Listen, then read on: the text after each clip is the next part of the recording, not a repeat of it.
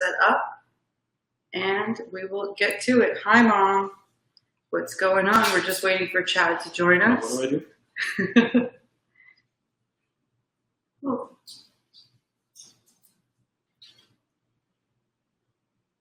There we go.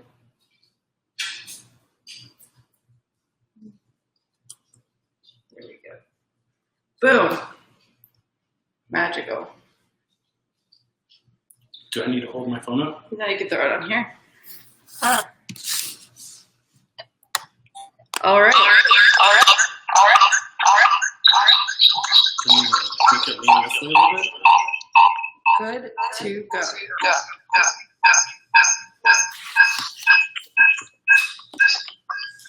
Let me just get it.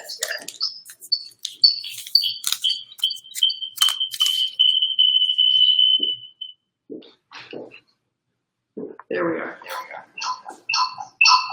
No.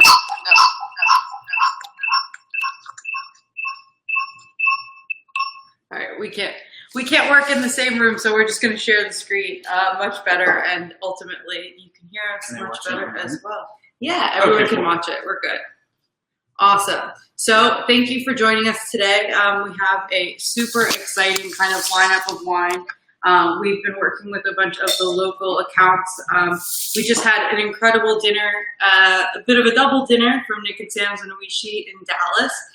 Their SMU location recently opened and is helmed by the amazing Brian Hume. And so super excited to get some Peck and Duck going. I'm actually going to leave the first piece to Chad. We're going to go over a bunch of incredible wine today. We have a bit of an exciting lineup and leave plenty of opportunity for you guys to ask questions, and we'll just chat about some wine. So go ahead and introduce yourself and I'll go get the comments set up. Cool. I brought us chairs. Awesome. Thank you. But I'm going to push yours a little farther away so that we can social distance. Yes. Hey everybody, this is so weird for me. I've ever gone live ever. So bear with me. I'm Chad. I'm with Champagne Lanson. I'm based here in Dallas-Fort Worth, Texas. And we are coming to you from Dallas, Texas, from Brooks Place. It's a shame you can't see the view. It's pretty nice, overlooking the uptown area, Turtle Creek kind of. Anyway, I work for Champagne Lanson for the winery. I'm based here in Texas. And yeah, so we're going to taste two wines for you. And we kind of partnered with some accounts that are currently working with some of the wines. I have four of our wines, what I call our core four. Our Black Label, which is our house non-vintage fruit, our rosé. We'll taste these two. Then I have our single vineyard non-vintage organic champagne, which is pretty cool. The only one, as far as we know, on the market. Biodynamically farmed, has been for about 16 years. And then our white label, which is a dry sec. So it's on the sweeter side and a little bit extra sugar added there. Great with spicy food like Asian food and spicy fried chicken. So I know some people went out and bought the wines and are tasting along with us. So thank you very much for that. And before we really get started, I wanted to say, thank you all for doing this. I know we're all kind of going a little stir crazy. Some of us are stuck at home and bored out of our minds. And some of you guys are out there on the front lines working like crazy in retail and doing to-go orders at restaurants, and you're putting yourself literally in harm's way between yourselves and the virus and the rest of the public. And just thank you so much for everything that you do. I can't imagine what it's like. I've been watching a lot of Netflix and Amazon Prime and things like that, and trying to donate to the GoFundMes that I can and all that kind of stuff. But I haven't been doing much. You guys are actually out there putting yourselves in harm's way. Thank you so much for all that you do. I think Brooke is moving the camera a little bit. Hi. So the first wine that we're tasting from Champagne Lanson is our Black Label. So we call it Black Label. This has been around since 1947. We will always have something that we call Black Label. This is our house non-vintage brut. We were founded in 1760, which makes us not the oldest champagne house, but we're the oldest family-owned champagne house. We like to say we make champagne in the original or classic style, meaning we don't do malolactic fermentation. We try to avoid that. And we do extended lees aging. So we have a fresh, crisp, fruit-forward style. And you'll see that as the lineup continues if you're tasting along with us at home. We are based in the historic capital of Champagne in the city of Reims, which is 45 minutes northeast of Paris by train. And we're also Pinot Noir dominant in our blend. So this is 50% Pinot Noir, 35 Chardonnay, 15 Meunier, and then we do 4 years on the lees, 10 years of reserve wine. We buy from 100 crew from around Champagne. We try to farm sustainably, so we have a property in the city of Reims, the only vineyard in Reims, a hectare of Chardonnay farmed biodynamically called Clos Lanson that sits above our caves. We have this property in the Marne. It's called Domaine de Malmaison in a village called Verneuil. That's 16 hectares farmed biodynamically and has been for over a decade. So we're Pinot Noir dominant, 50% Pinot Noir, 35 Chardonnay, 15 Meunier. That's the exact blend of the first wine. 4 years on the lees, 10 years of reserve wine, like I mentioned. We buy from 100 crew from around Champagne, and 50% of that fruit is Premier Cru and Grand Cru. And Brooke's doing something. Keep going. You're good.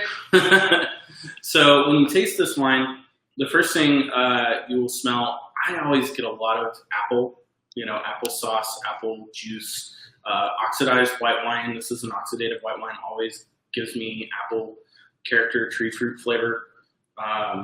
There's lemon. There's lemon peel, lemon zest. That yellow apple, a little bit of green apple, maybe a touch of red apple as well. And this is a really fresh, crisp, inviting, great way to start a meal. We like to say we make an aperitif style cuisine. Oxidized white wine. This is an oxidative white wine. Always gives me apple. You're good. Sorry, I'm not good at the live thing.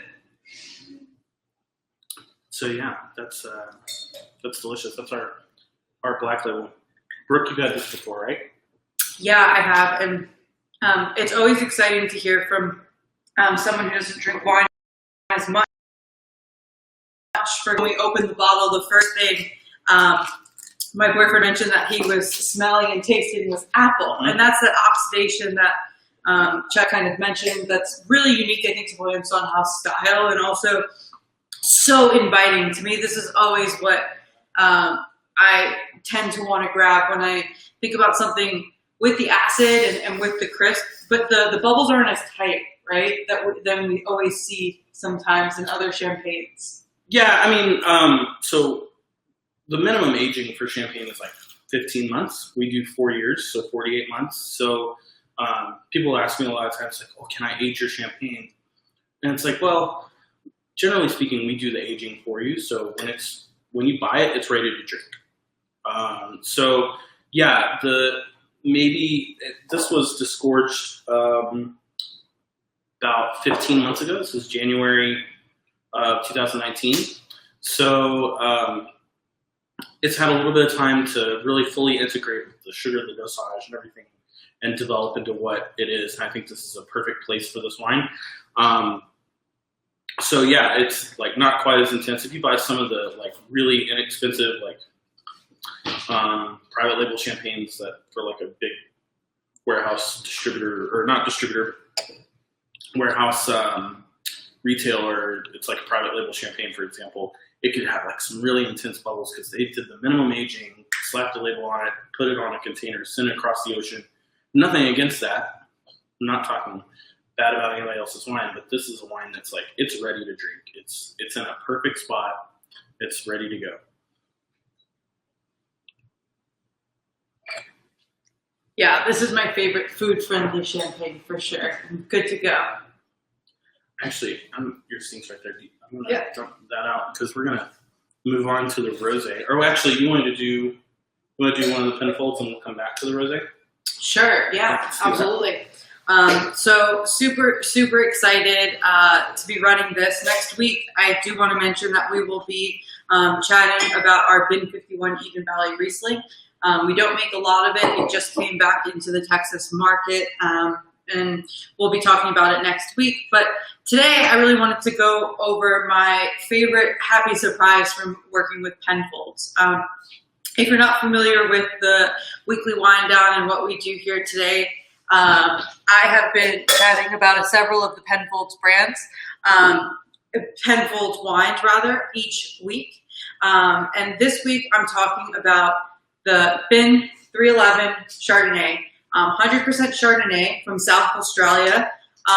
What makes this wine particularly unique is we use French oak, a lot of new oak actually. What is strange for us is that we use a lot of American oak actually through our wines, so that makes our 311 a little bit unique. We pull from three kind of major regions, so Tumbarumba, the Adelaide Hills, and what's been the most surprising, I think, for our winemakers, Tasmania.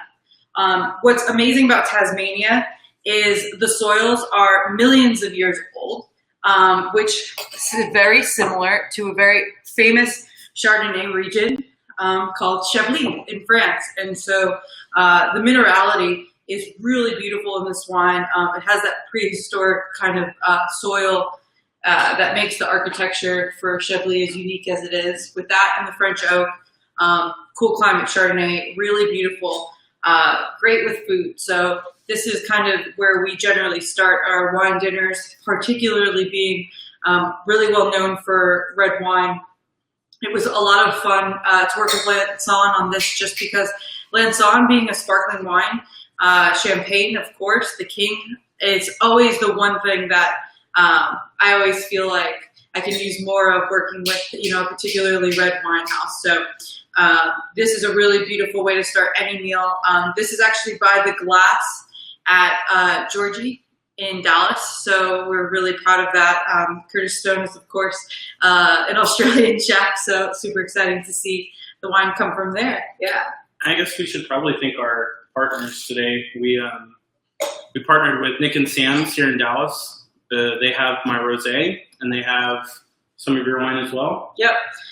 389 Grange. They bring the 407 in our WT St. Henri. So Nick and Sam's has a fair amount of our lineup. Oishi. We've done sushi and some Peking duck and stuff from them. We have some steaks from Nick and Sam's, and Oishi has the rosé as well. And then Veritas in Uptown, kind of partner on the Near East Side, kind of partnered with us as well. They've got the black label and half bottles, and they've got I think they've brought in the green label before and the rosé as well. And they brought in some of your wines, I think, as well. Yep. And there's a lot of places around town in the Dallas-Fort Worth area, and outside of the Dallas-Fort Worth area as well. Down in Houston, San Antonio, Austin, all over the state of Texas, even West Texas, El Paso, Marfa. I don't know if anybody's actually joining us from those areas, but if you are, welcome. And then I cover Texas and Florida. There's a lot of places in Florida as well. We have a National by the Glass with the rosé with Nobu. Nobu in Miami is a good partner with us. Nobu in Dallas is a good partner with us. Want to just kind of shout out to a lot of the places who have our wines out there. Central Market in Texas is a good partner for us. Specs is a good partner.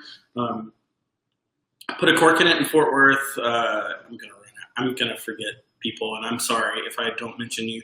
La Cave in Dallas in the design district. There's a lot of places in Florida as well. We have National by the Glass. There are a lot of great partners, and thank you guys so much. Try to mention you guys on Instagram and encourage people to go out and buy some of the wines from you guys before today or after.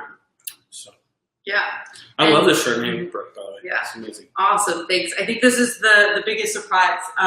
We do something called Luxapalooza every year in Luxicon, which is basically a Treasury exclusive opportunity for us to share the wines portfolio wide.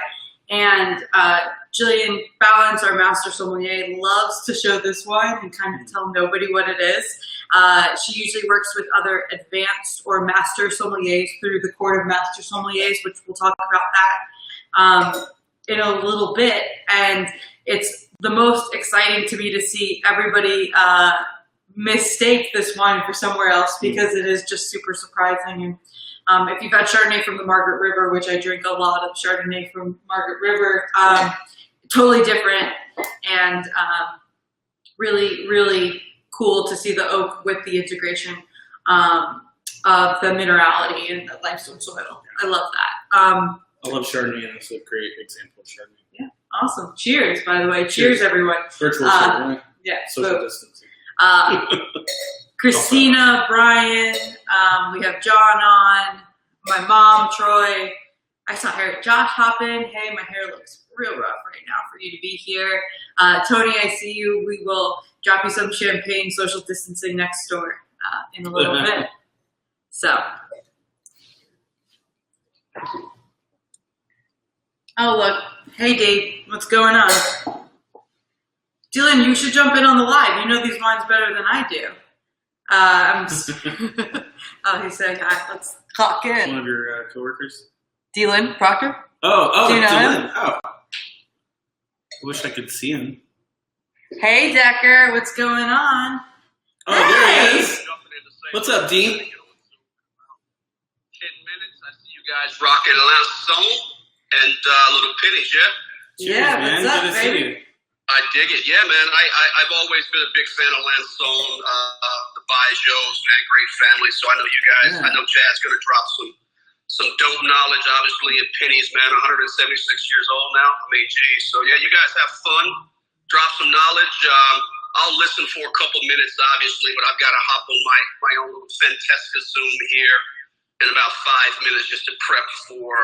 Is that a Fantasca neon behind you? That's Yeah, flashing? Dylan, let's share with everyone where you're at and what you're up to. Yeah, look, I'm in Dylan's Den right now at historic downtown St. Helena, a beautiful building that's been here, since the 1880s or whatever. And I've got a beautiful little space where I'll be offering an elevated upscale kind of tasting with the old world meets Fantasca. So we're gonna have a lot of fun once all of this lifts. But hey, if you guys don't mind, I just wanna, only because the screen is split, I wanna see what Chad, can you hold your Lansones up? There, can you see? Yeah. Hey Chad, you might not know this, man, but I did a little TV show with my buddy Prentice a few years ago.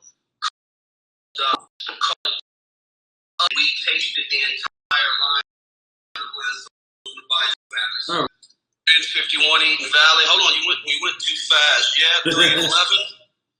Of course, Ben 407 and a little Grange, Yellow Ben 95.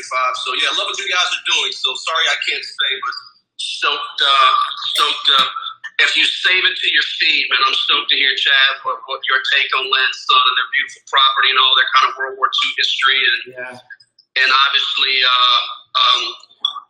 obviously, I hope that you touch on a little bit of Max Schubert's kind of journey through World War II and how he started at Penfolds in 1931 at the age of 16 and just kind of go through all that stuff. And yeah, so appreciate you guys for letting me hop on. So y'all have fun. Yeah, thanks, D. Let's go over that 169. We have a couple bottles left in Texas. Maybe we'll feature that in the next week or so. Hop on. Yeah, Ben 169, Cru Noir, Block 9 and Block 10, Terra Rosa Soil, first made in 73, was a part of the 62 Ben 68, obviously 9 years prior, but it became its own wine. So yeah, a lot of dope history on the 169. So yeah. Cool. Hey, thank you, Dylan, for jumping on. Good to see you. Good talking. Great seeing y'all. So, were they able to see that on the screen as well? No. No. Oh, wow. You guys, if you missed that on Facebook, I am so sorry. We actually just had a bit of a wine legend. He is my counterpart in many ways. He was our last kind of brand ambassador for the U.S. before my program relaunched. So, huge part of what I do and a great friend. Texas native. He's from Dallas, baby. So really cool to have him. Definitely check out on Instagram. That's the Instagram exclusive. Yeah, we had Dylan Proctor join us for a second, which is pretty cool. Yeah, awesome. So that was only on Instagram, huh? Yeah, just on Instagram. Cool. Yeah, he is a producer on that new movie Netflix Mm-hmm. Uncorked, where actually our Bin 389 and our Bin 28 was shouted out. So Cool. So much Penfolds love and super, super excited. Yeah. Wine's a small world, y'all. So I think we should probably skip ahead to the Lanson Rosé. I don't know what Brooke's doing with the... You're good. Just ignore me. Okay. She says ignore her. So Lanson Rosé might be one of the easier ones to find in the Dallas area because I love it. I drink this. I tell people I drink this every day. Just kind of accurate. If I'm out showing the wine, I actually haven't been, if anyone from the winery is watching, I have not been drinking samples every single day. I've been well behaved. But when I'm out in the market showing this lineup of 4 wines, the Rosé is the one that always jumps out to me. It's beautiful. Basically, the only difference between the Black Label, our classic non-vintage House Brut, and the Rosé is the addition of about 3% still red wine, Côte de Champenois. A lot of it comes from Village of Bouzy, so we're adding, Bouzy Rouge here, Pinot Noir, still Pinot Noir from some of the best vineyards. Keeping in mind that 50% of our fruit is Premier Cru and Grand Cru. We add that in. It gives it that pale color. I don't know if you can see here, but it's just a pale salmon color. It lifts the fruit, gives it a little bit more body, a little bit more weight, and is incredibly refreshing. I could drink this all day. We had a little bit of steak from Nick and Sam's, and rosé champagne and steak is one of my favorite classic, not classic, but for me a classic secret little pairings that you can do. Rosé champagne and steak's delicious.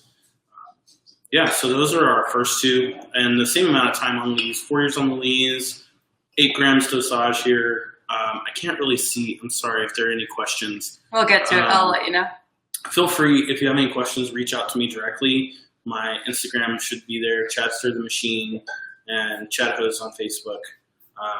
If you have any questions about these, I want to also give a shout out to my Texas distributor, which is Serendipity. They do such a great job for us here in Texas. Those guys are out there working really hard, putting themselves in harm's way by being out in retail. Everybody's working really hard in retail. Also, my Florida distributor is Progress Wine Group, which is affiliated in Texas with Victory, and they're making a big name for themselves around the country, and they're doing a great job as well. We have some great placements in Florida as well. If you're in Florida and you're looking for a place to buy these, please reach out and let me know. If you're in another state and you don't know who your distributor is for Lanson, please reach out to me. I can find that out and let you know. If you are in another state and you're not in the trade and you're just looking for a place to buy Lanson, please let me know, and I will reach out to my colleagues around the country and I'll find out, and I'll let you know where you can buy that local to you. While we're shouting people out, I see Derek Decker. Hey guys. And Miss Leanne Rhymes, Mrs. Leanne Rhymes, thanks for hopping in. I feel like we're legends on legends, a little bit of country, Leanne a little Rhymes? bit of Dallas. Yeah, she's here. Oh, So wow. hi. I can listen to her music. Yeah, amen. Super talented. Hi. Amazing. It's super exciting to see a bunch of people here drinking wine. And let us know what you're drinking in the comments. If you are having a glass of Penfolds or Lanson or something else, shout it out. Yeah. We don't discriminate. Cool. So after this, I guess I'll turn it over to you. I briefly mentioned we do have a single vineyard, non-vintage, organic, lower dosage, biodynamically farmed. This is called our Green Label or organic. We love this, and we're really going to focus on this month with International Earth Day, and obviously, like, the world stopped spinning and a lot of things got canceled. You would have seen me showing this out a lot this month, and this is available for special order at a lot of retailers, and it's available from a couple restaurants. I know Albernade's up north in North Dallas has this on their list. And then I mentioned a little bit our white label, our dry sec. So this is our sweeter, not quite the sec level sweetness, but great with spicy food, great with Asian food, spicy fried chicken, things like that. I'll also mention our vintage. We are finishing up with 2005, moving on to 2008, which is a great vintage. We do between 9 and 10 years on the lease on our vintage, so they're always one of the last ones to be released, and those are available. The 05 is still available locally. There's a few cases in Texas, and then we'll be moving into 08. And then, yeah, that's pretty much our lineup. We have a few other things like Clos Lanson, which I mentioned, is our single vineyard, 1 acre vineyard in the city of Reims, the only vineyard in Reims, biodynamically farmed. And then, yeah, in a few years, we might be releasing some Blanc de Blanc and some other fun stuff. But this is really the core of the lineup right here, and this what we focus on, what I show on a regular basis. And, oh, Brooke is opening Grange. Okay. All right, we're going to drink Grange, guys. Yeah, but Chad, while I'm kind of opening some, I'm actually going to Corbin it. Let's talk a little bit about Boozy Rouge. Chad and I actually had some of the best and our favorite Boozy Rouge with Mr. Drew Hendricks. My old boss, he's probably not on here because he's a butthead. Drew Hendricks, Master Somm. I used to work for him at Republic National or in DC. Big fan of Paul Barra, and I am as well. They're based in Boozy. And we had a little half bottle of their, I can't remember the vintage, but it was a couple years ago. Boozy Rouge, 100% Pinot Noir from the village of Boozy, and it was in a little half champagne bottle. And instead of having a champagne cork or a crown cap, it actually had a cork in it, which is really cool, regular still wine cork. Beautiful. For the money, drinks like really good Premier Cru Burgundy from down there in the Côte d'Or, and for a fraction of the price. So if you ever get a chance to drink Boozy Rouge, or there's Côte de Champenois, there's white, which I've never had. I would love to have Côte de Champenois Blanc, and then there's also Rosé de Rissé. If you ever have a chance to drink that, rosé wine, rosé still wine from the Champagne area. I've had once. It's pretty phenomenal. From of course, I would forget the name right now. Great producer, but down in the bar. Yeah. And just speaking of, I see Shelby's on Hey Woody also.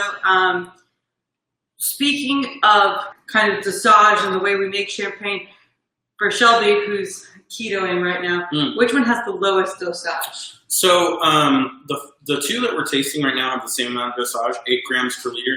So keep in mind, that's 8 grams per liter. This is a 750 milliliter bottle. So that's less than 8 grams in this bottle. And then for our house, our lowest dosage would be our green label, which is technically an extra brut, but we label it as a brut. That's only 6 grams dosage.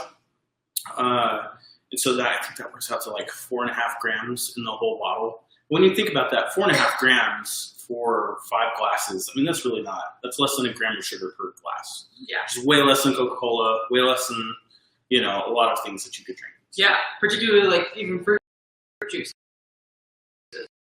and such. It's my understanding we use beet sugar, as well as a lot of champagne houses, so we're using actual high quality sugar.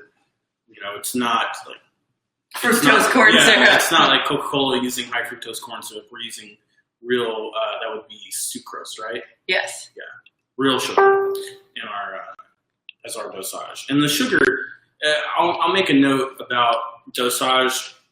The sugar added to champagne, it's really there for balance. So we add sugar to champagne, kind of like if you've ever had a dry German Riesling that was really young, it's really hard to drink. If you have super high acidity, do the same thing with champagne. You start off with super high acidity in the base wine. Especially with us, we don't do malolactic fermentation. So if you're not familiar with that, that's a conversion of malic acid to lactic acid. So malic acid, think your green Granny Smith apples, converting to like lactose acid, like think lactose, like milk and cheese and butter, things like that. So we have that higher acidity. We have to add some sugar. You add that sugar to give the wine balance, just like you would leave sugar in some really high quality German Riesling, again, to give it balance, because without that sugar, you're going to feel like the enamel of your teeth's being ripped off. It's not going to be pleasurable to drink when it's young. So sugar added to champagne is not meant to be, we're not trying to make Coca-Cola. The idea is that we're trying to create something that's balanced. And champagne started off super sweet, and over the years we've slowly kind of made it drier and drier. And right now it's really in vogue to drink low or zero dosage champagnes. And some of those are good if they're coming from a riper base vintage or a riper area like in the South. And some of them, in my opinion, are undrinkable. I'm not going to name names, but the reason why sugar is there in champagne is to give the wine balance and to make it something pleasurable to drink. Because we should all enjoy drinking this stuff. It shouldn't be a chore to drink it, right? Yeah. And so to talk about that journey, going from very sweet to the more dry styles that we drink in wine today, I think that Penfold's story really lends itself to that continuation. When we were founded 176 years ago, we were making fortified wines, very, very sweet styles of tawny, almost like syrup. And they were medicinal and properties to the doctors. Dr. Christopher Penfold and his wife Mary founded the winery. When you look at the early awards, it's really exciting to see the Mary Penfold's company, actually, as she continued to helm the winemaking part of the business as he practiced medicine. And so it wasn't until almost 100 years later, at the late 30s, when Max Schubert, our first chief winemaker, we had, of course, Mary, our first head of winemaking. And when Max Schubert came, he had fought in World War II, but he came back and he took a tour in the early 40s to Europe. And he went to the fortified areas that were well known, Madeira, Sherry, Porto. And ultimately, when he ended up in France and went to Bordeaux, he discovered these extraordinarily ageable Cabernet blends that Bordeaux is known for. Worked with Monsieur Christian Cruz, a really famous negociant, was at Chateau Lafite, and he said, I'm going to do this for the Australian people. There we are, post-World War II. Yes, Troy, I understand champagne taste right now. What's that? He says he has champagne taste on a COVID budget. Lançon's actually a really good value. The black labels, but they're you'll find it between 40 and 45 on a retail shelf. Yeah. So, and I know some of our partners are doing half off wine to go right now. So, there's some good deals to be found out there. And please support your local restaurants. We did today. It's so important. So, and while you're pouring that, and you mentioned World War II, there's a really cool a John Wayne movie called The Longest Day with Robert Mitchum. And if you go back and you look at some scenes, there's one scene in particular with Robert Mitchum where he's holding like a giant, like 9-liter or something of Lançon Black Label. And it doesn't look well. I don't know if I mentioned that we were founded in 1760. So been around for a minute. Just about 80 years later, Penfolds was founded. But getting back to that story, when Max Schubert came back, he said, all right, I'm going to make the first growth of Australia. I need more. Sorry, I want to see this. Yeah. Hold on 1 second. Yep. Cool. So what was really awesome, we didn't have any French oak because as post-World War II was kind of getting regulated, France was not exporting anything to the Allies, including Australia, which is a British colony. And ultimately, American oak became what we were known for. We were growing some Cabernet, and actually Penfolds is thought to hold one of the oldest Cabernet vineyards in the world. 150-year-old Cabernet, Block 42. We do sometimes make a single plot wine on exceptional years, but we didn't have enough to really make a commercial wine. And so Shiraz was really the benchmark for what we were making in Australia. And it does always have a little bit of Cabernet in it. This one is 2014 vintage. Grange is actually known to hold that ageability for decades, 50 years. We're still drinking the first vintage of Grange was 1951, so we're still drinking the 50s. But what's really remarkable, I think, about the newer styles in particular, it's coming to a place where it is very approachable at this age with plenty of time, right? So back in the day, they used to call this Grange Hermitage, correct? Mm-hmm. And what we kind of spoke about last week is the representation of varietals or varieties of grapes on wine labels, right? So this is a perfect example. Our 311, it's a Burgundian bottle, right? This lower shouldered style, and it's Chardonnay, which is of course varietal that we know to really thrive and be traditionally from Burgundy. Whereas like our Cabernets, Bordeaux, right? We have that, again, the high shouldered bottle. And we would say things like Claret, which was a little bit lighter in style, Hermitage. We didn't mean to offend any of course, our French inspirations, but really because it was what we considered to be like a Bordeaux style Shiraz-based blend, Hermitage was what we described it as for a long time. And so it's really exciting too, because on our old bottles, you see things. Hermitage is the one that we dropped most recently, over a decade ago at this point. But even going into the mid-1900s, white wines that say Chablis or Claret, Hock is one of my favorite ones. So when you're 176 years old, we have a lot of that old style indicative. Burgundy was a style descriptor. Champagne in the United States, people making champagne were in Russia. Right. Other places around the world where they make something and they call it champagne. And Yeah. So.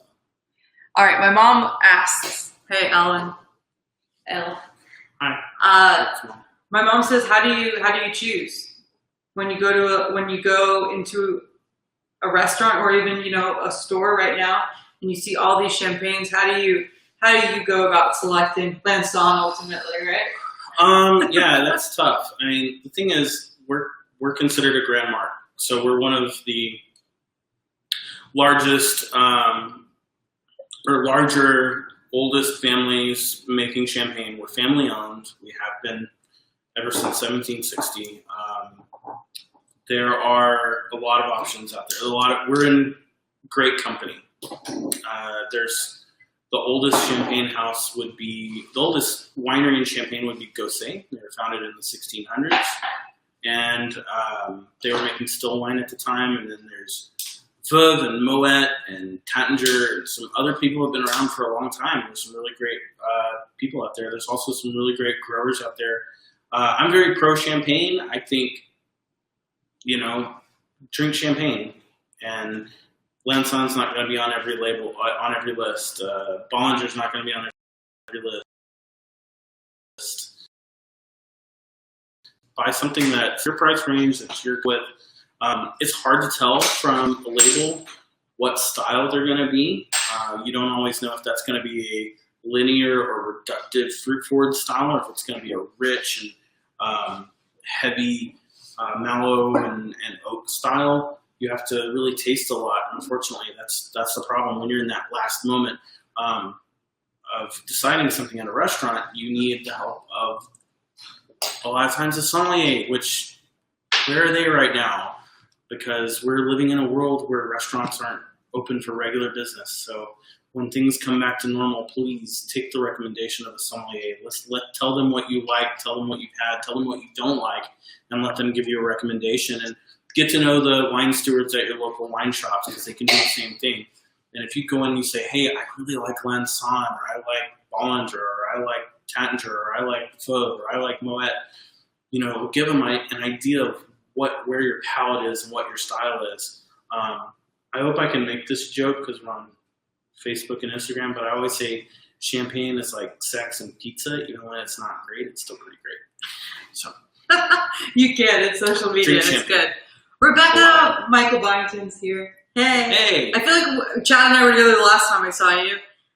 Chris, Christina, hey y'all. We miss you, especially the Psalms that are tuning in, y'all. We miss you so much. Yes, thanks for everything you've done.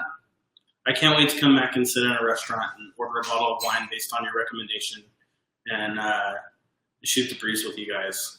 And hopefully all of your restaurants come back stronger than they were before. So cheers to you. Yeah. Hey, I just got a question about the best Shiraz blend to go to. So Our bin 389, our Baby Grange, I think is the best value all day. I think that it's also really indicative of what became a well-known Australian blend, right? So we're usually about 50-50 Shiraz Cabernet, always Cabernet dominant, and especially years like 2017 where we actually didn't produce a 707, our Grange level Cabernet. The fruit gets declassified and goes into 407 and 389. So the value is just incredible for it. It's the most collected wine generally in Australia. So the Aussies, when they're drinking their own stuff, that's who they go to, which is always an honor and a privilege to be that wine. And the last part, of course, is that it's aged in our Grange hogshead. So they're a little bit larger than French oak, 300. The 389 is? The French oak hogsheads, yeah. They're the second, yeah. And so we use some French oak on wines like the 407, for example. But so with the American oak, our second use from our Grange will be used for 389 also.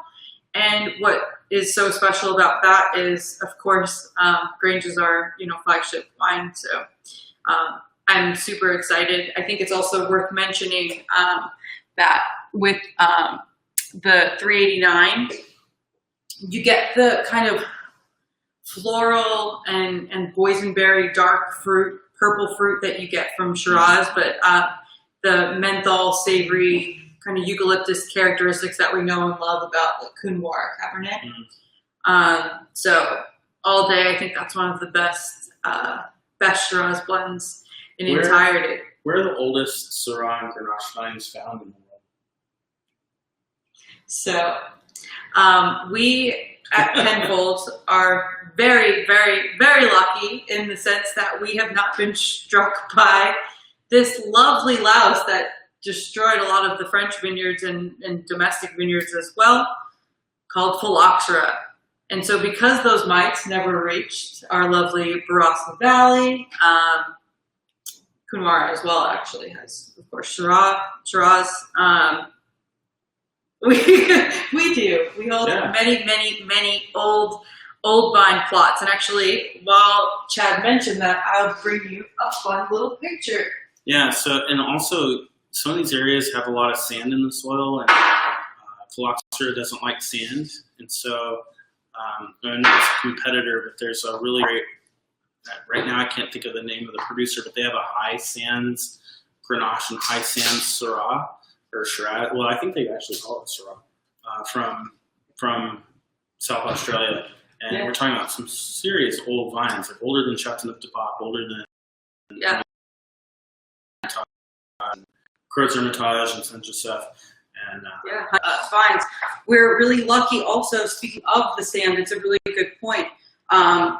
Basically, the entire central area of Australia, up until where you get to like Adelaide and the outer region, is the brush. The brush is majority sand. So even if phylloxera was to have gotten to the coast, the sand has really acted as a natural barrier for us. And you see that as well in Chile. So this is the Calimna vineyards. Vines, look at them. They're woody. These are ancient. So super, super exciting and interesting. We have taken many liberties recently to care for our Block 42 and our Old Vine Shiraz. And the way we do that is making sure that we're actually, when we're trellising, we kind of keep them a little bit shorter to maintain vigor, so that way they can last as long as humanly possible. We don't know exactly how long that they will last, but we're trying to, of course, extend their life as long as possible. Cool. Yeah, Australia, I will admit, is not a strong point for me. I don't drink a lot of the wines from there. I should drink more. I should study that area more, especially since I may have some exams coming up later this year. But one of the things I know is that if you want to find the oldest Syrah and Grenache vines in the world, you will find them in Australia. And yeah. So, Chad, I have another fun question that we got in. Okay. Are you guys sommeliers? Ooh, that's a loaded question. So I don't work in a restaurant. I have And who knows, I may again one day, but as of right now,